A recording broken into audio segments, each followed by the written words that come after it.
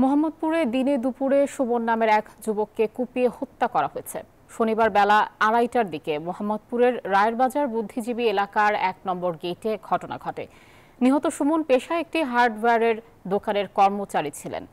গুরুতর আহত অবস্থায় তাকে উদ্ধার করে প্রথমে স্থানীয় শিকদার মেডিকেলে নেওয়া হয়। পরে বিকেল 3টার দিকে ঢাকা মেডিকেল কলেজ হাসপাতালের জরুরি বিভাগে নিয়ে আসলে কর্তব্যরত চিকিৎসক তাকে মৃত ঘোষণা করেন।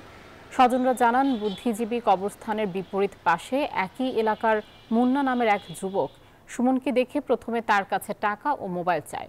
পরে ধস্তাধস্তির এক পর্যায়ে ডান পায়ে ছুরিকাঘাত করে তার ব্যবহৃত মোবাইল নিয়ে পালিয়ে যায়। এ বিষয়ে মোহাম্মদপুর থানায় যোগাযোগ করা হলে ডিউটিরত অফিসার জানান, অপরাধী ধরতে তদন্ত শুরু করেছে পুলিশ। ফোন টেপতে আছে, ফোন চালান সাহেবের জন্য পোলা নিয়েছে সিনে গাড়ি, আর পর ফোন চাইছে দেয় নাই, জড়াজড়ি করছে।